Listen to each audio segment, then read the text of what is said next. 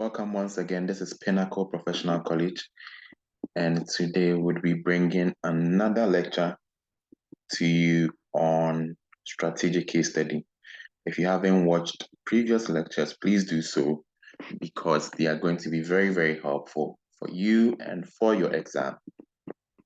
Now, today we'll be studying competitive advantage. So let's dive straight into it. If you haven't subscribed, please hit the subscribe button.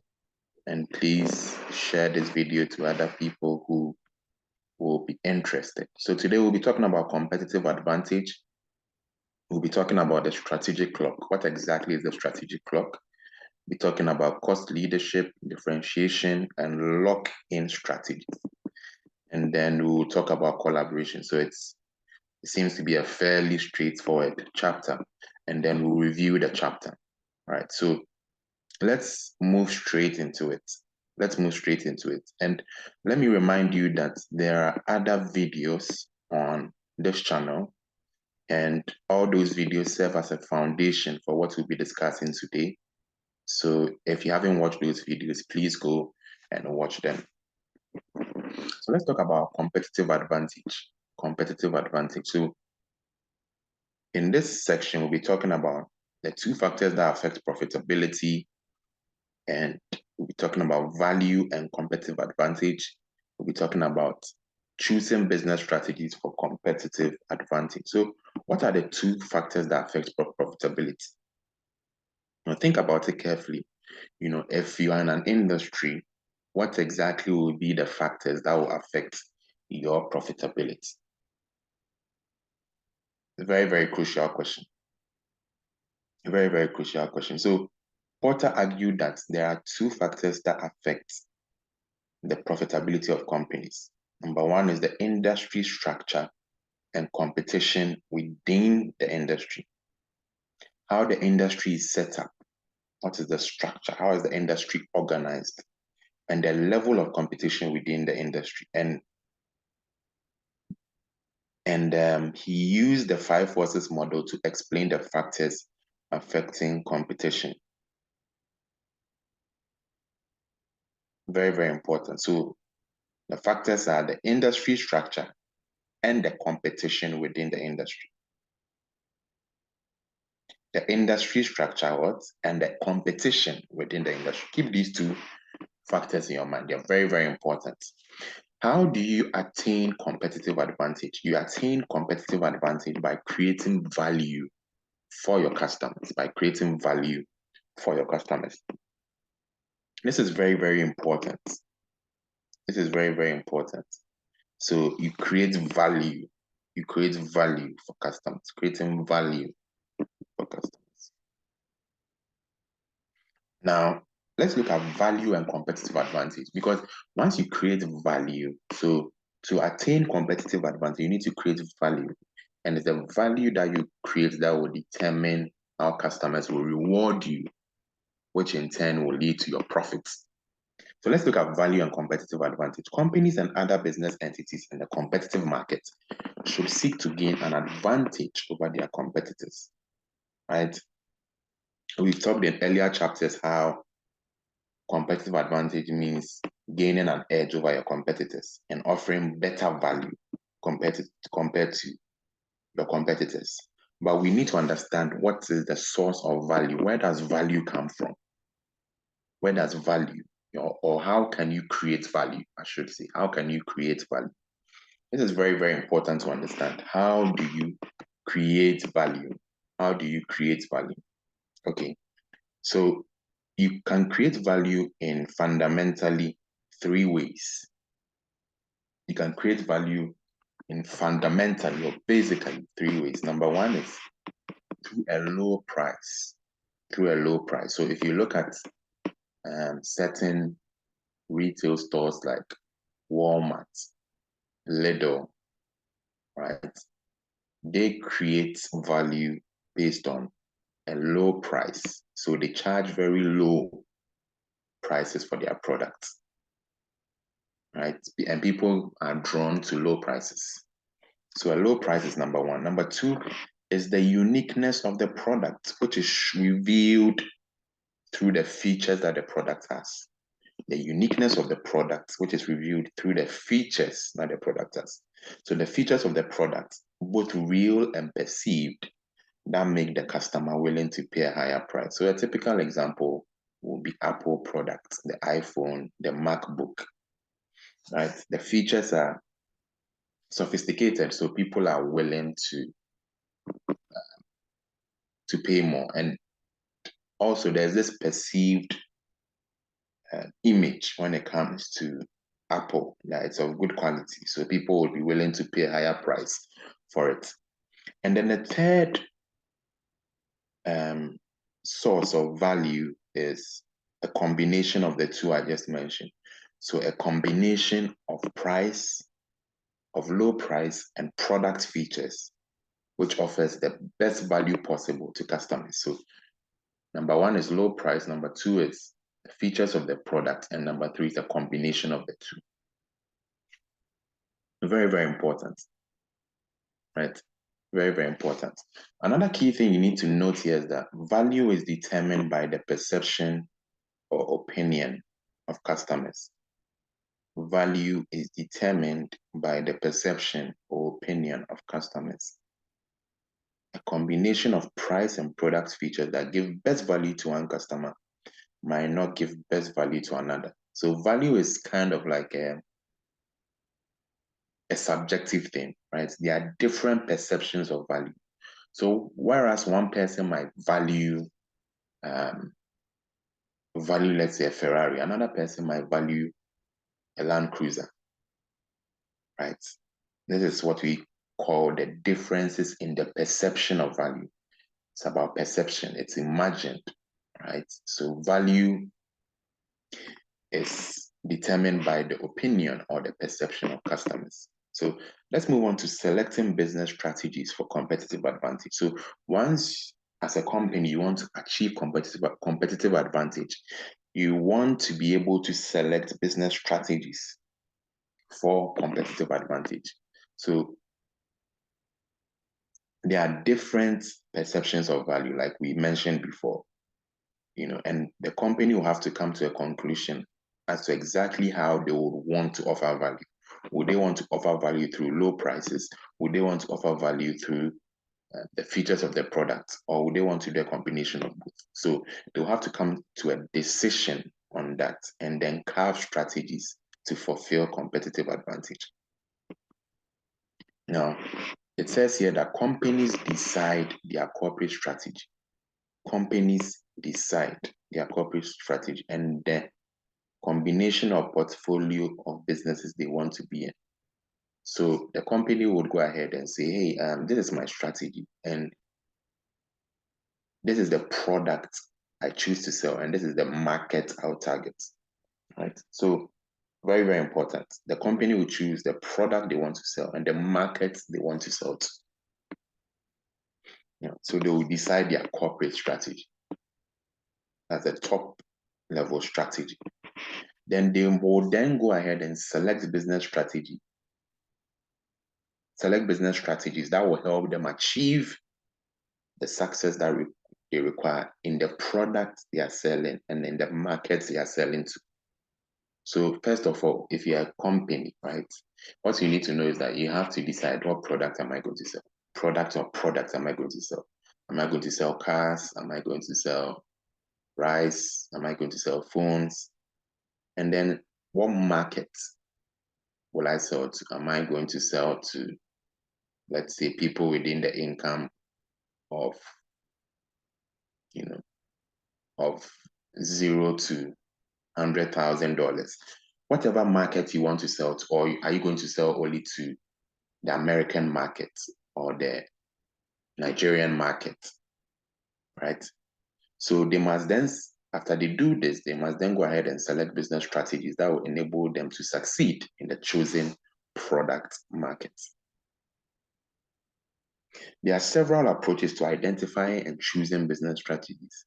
Some of these are explained in the remainder of the chapter, right?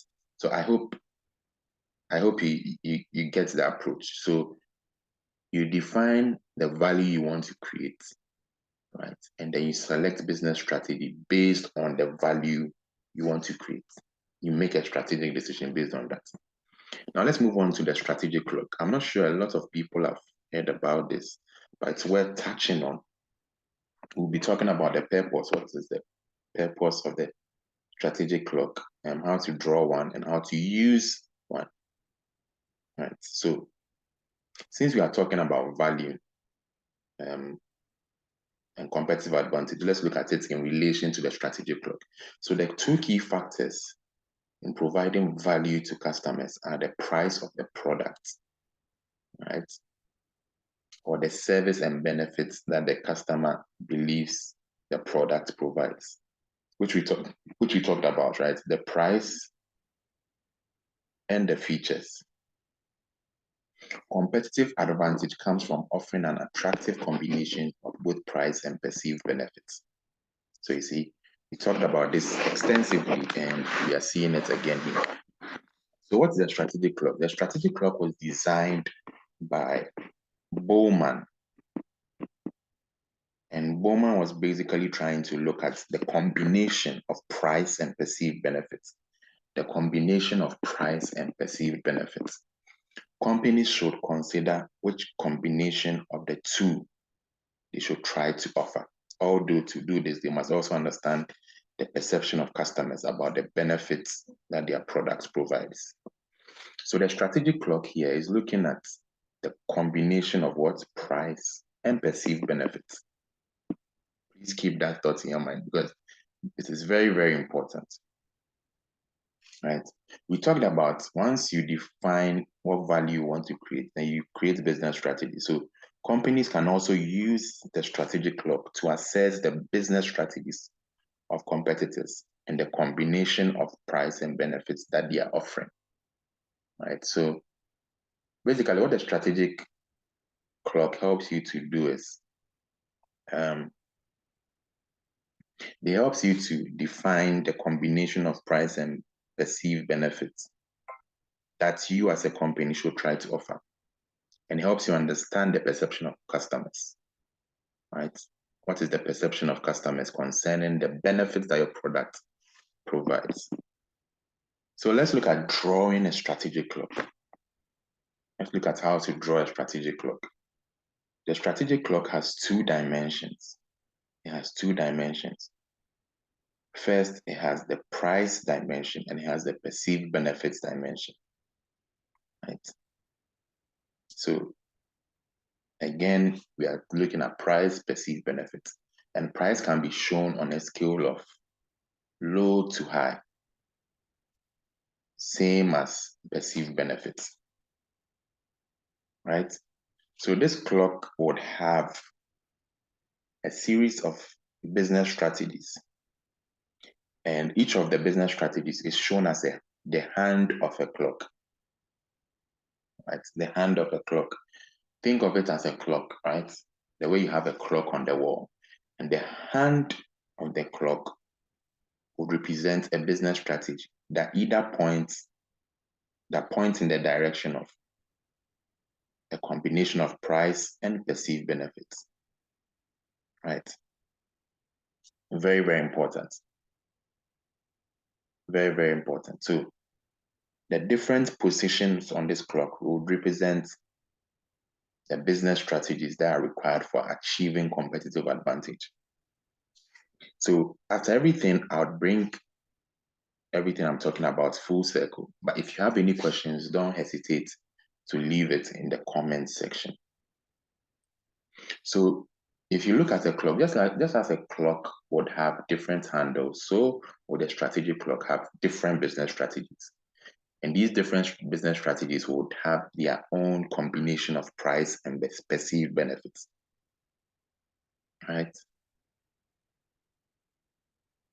But what will happen is you can look at these strategies in two sets. Right? You can look at these strategies in two sets. The first set would be the business strategies that would work and the business strategies that will fail. Two groups here. There are business strategies that will work and there are business strategies that will fail. The business strategies that would work would help the firm achieve competitive advantage.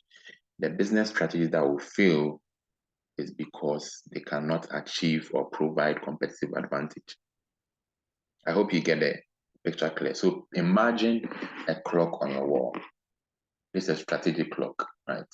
Your normal clock on the wall, the hands will point to time.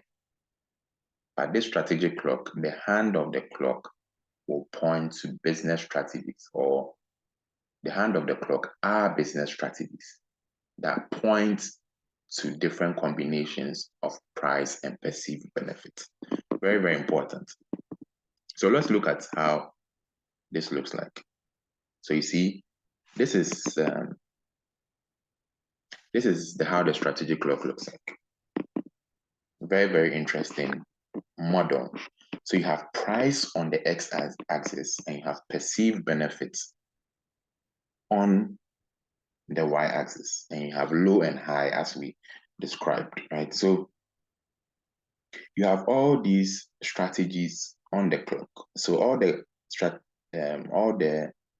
hands you see on the clock are strategies. So you have differentiation, you have focus differentiation, you have no frills, you have low price, you have hybrid strategy, right? So all these are strategies. And then you realize that on the right-hand side, you see strategies that will fail, right? So you can group these strategies into two: strategies that would fail and strategies that will not fail.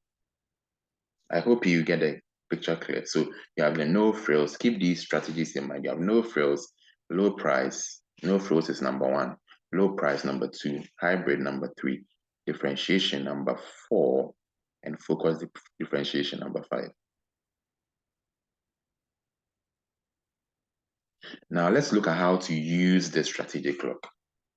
So the strategic clock can be used to consider different business strategies for gaining competitive advantage based on providing a combination of price and perceived benefits. So this is where it's important. How does this relate to your exam? In your exam, most likely you might be asked to suggest a suitable business strategy for a company, right? They might ask you, what's a suitable business strategy based on the context of the company, right? And then you can go ahead and use the strategic clock to assess that.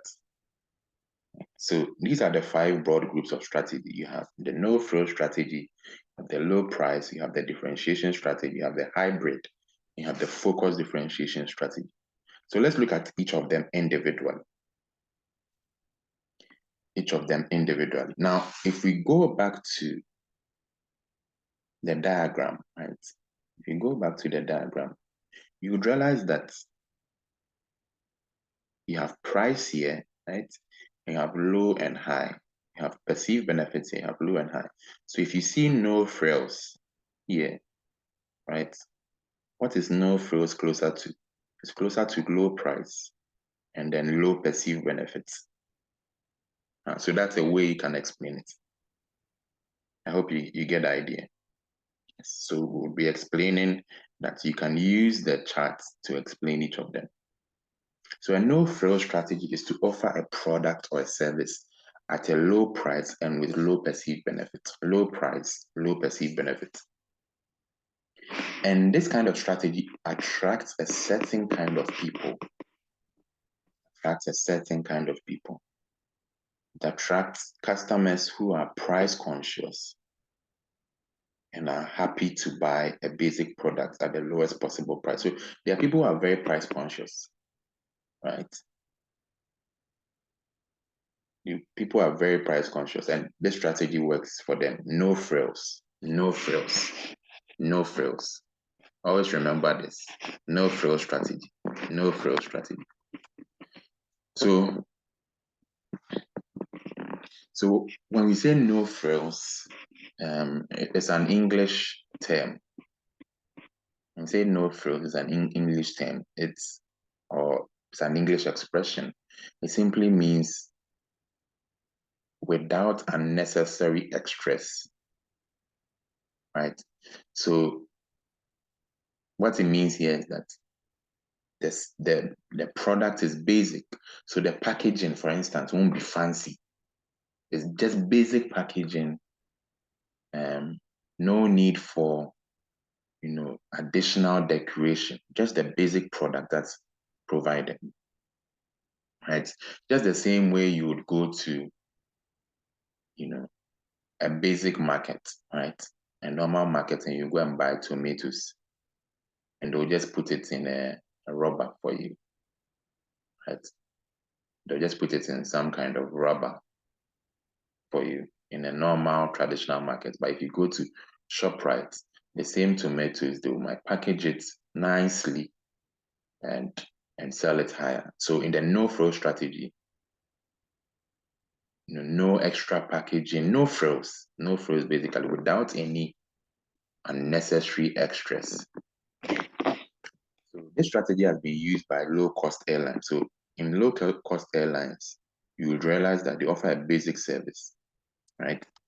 Very basic service. Some don't even, as part of your ticket, it does not include food, right? So very basic service. They are just moving you from point A to point B.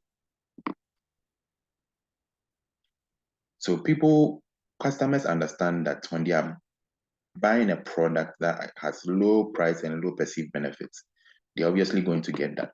And that's what the no-frill strategy seeks to achieve.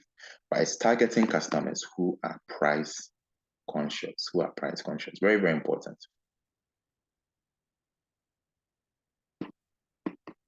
You have the position number 2, which is the low price strategy. Low price strategy. In the low price strategy, customers perceive that the product or service gives average or normal benefits. This is not regarded as a low quality product. The price, however, is low compared with similar products in the market. So here, for the low price strategy, the product gives average or normal benefits. Right. So if we go back to the chart, let me show you how it looks on the charts. I always use the chart to explain these things. You see, it's in the middle of low and high. Right. So it's average perceived benefits. Average perceived benefits. You see, it's in the middle of high and low. So average perceived benefits at a low price. I hope you get the picture. Okay. So if we go back to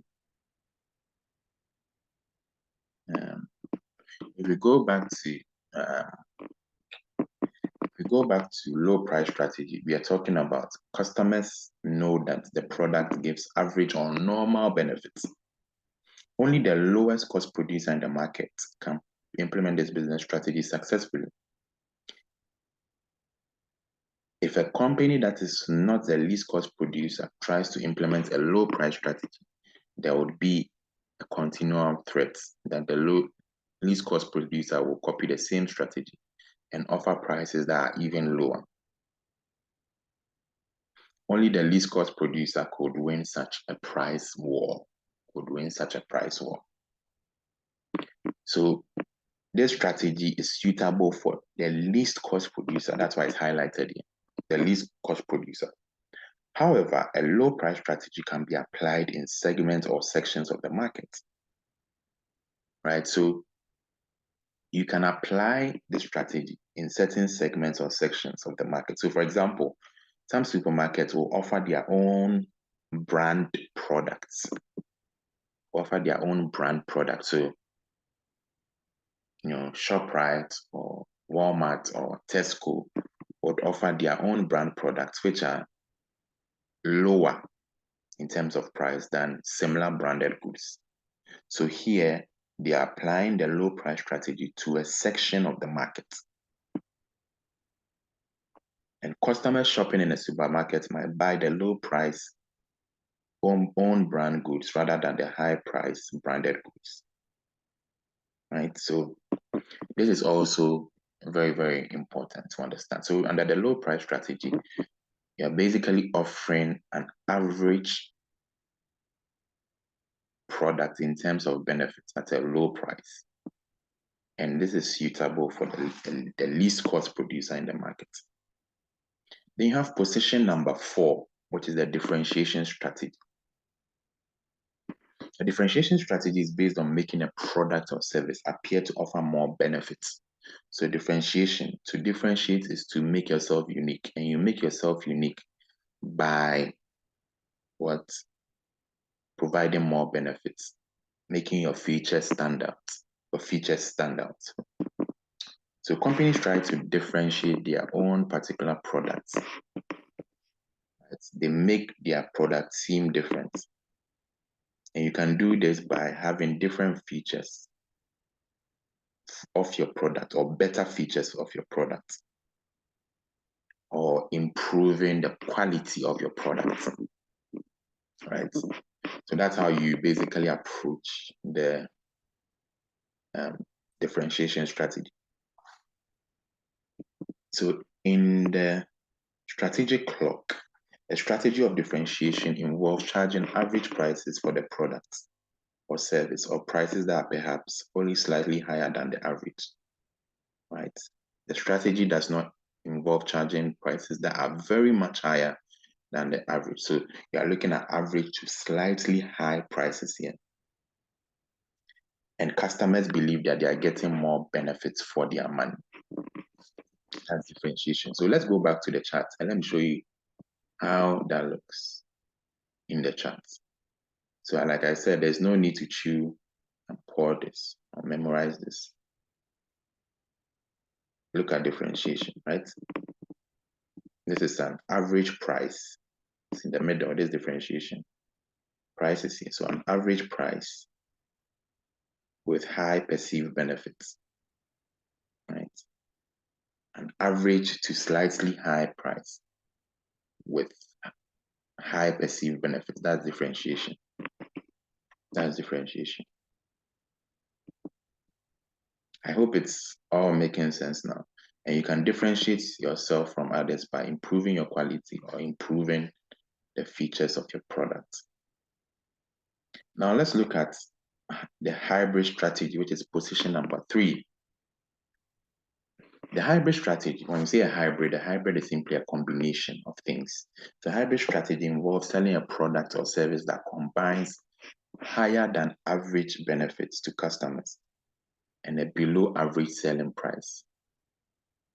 A higher than average benefit to customers and below average selling price. So you are trying to give them more value in terms of benefits at a very lower price, or at a lower price.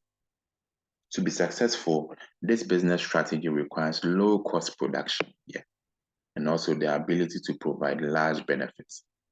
So here, the company or whoever is deploying the strategy is trying to achieve a mix between a low price strategy and a differentiation strategy. A low price strategy and a differentiation strategy. That's a mix of these two strategies.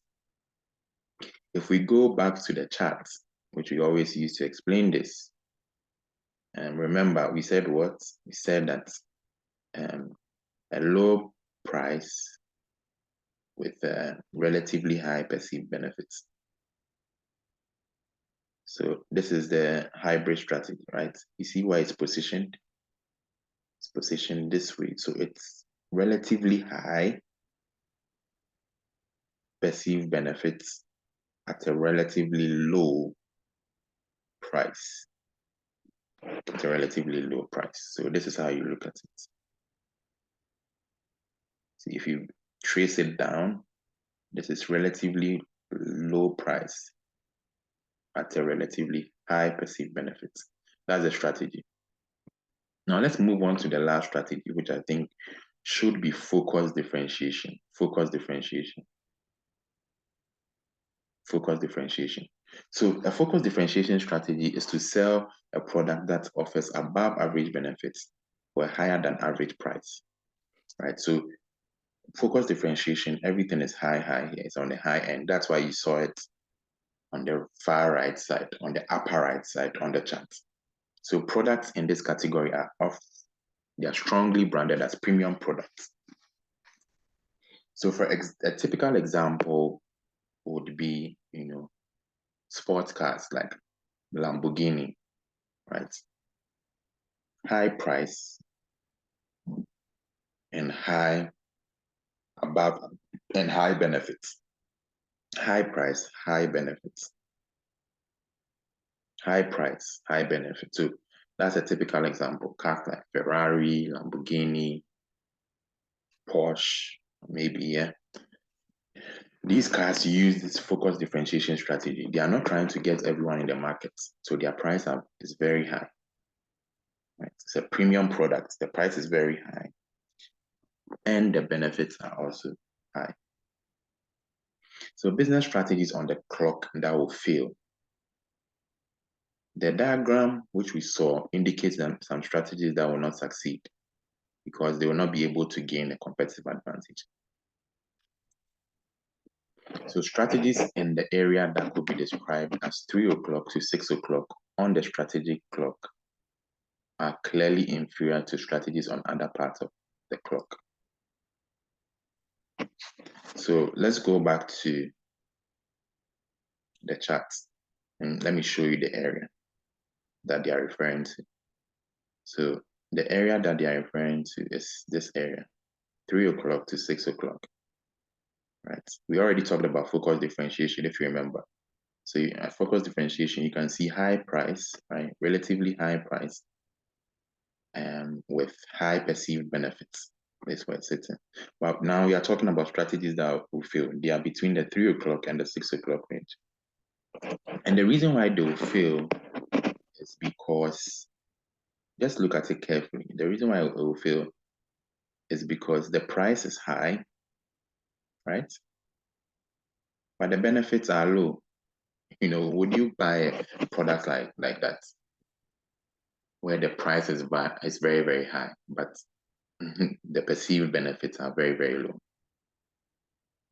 You will not buy a product like that. And so any strategy aligned towards that will certainly fail. Because customers are smart enough to know that would be a waste of their money.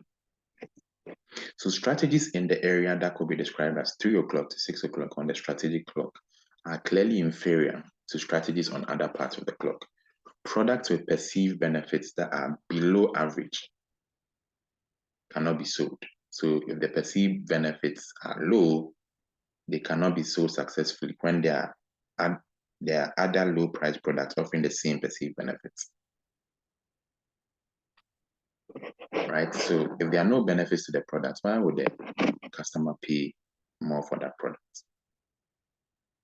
So that's it, low benefits. And then similarly, products cannot be sold successfully at an above average price when they have below average perceived benefits.